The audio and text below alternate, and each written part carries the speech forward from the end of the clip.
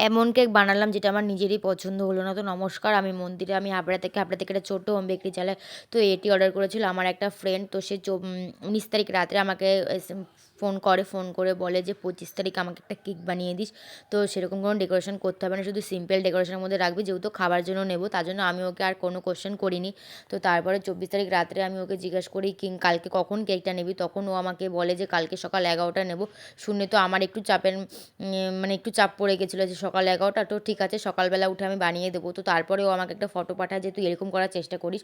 তো তখন ওর ফটোটা আমি দেখি, দেখে আমি বললাম যে তোর যেই ফটোটা পাঠিয়েছিস সেটা একটু হাইটের মধ্যে করতে হবে, আর আমার বেশ আগের দিন রাত্রেই করা হয়ে গেছিলো, সেটা একটু ফ্ল্যাটের মধ্যে। আর তুই যে ফটো পাঠিয়েছিস সমস্ত জিনিস আমার কাছে এখন অ্যাভেলেবেল নেই। তখন ও আমাকে বলল তুই যেরকম পারিস তুই সেরকম করে দে, শুধু খেতে যেন টেস্ট হয় সেরকমই, মানে তাহলেই সেটা মাথায় রাখিস, আর যা আছে তাই দিয়ে করে দিও। তো তারপরে আমি যা আছে তাই দিয়ে করলাম, কিন্তু করার পর আমার সত্যিই একদম পছন্দ হয়নি কেকটা। তো তোমাদের কার কার এই কেকটা ভালো লেগেছে অবশ্যই কমেন্ট করে জানিও, আর খেতে তো অবশ্যই টেস্ট হবে সেটা আমি জানি।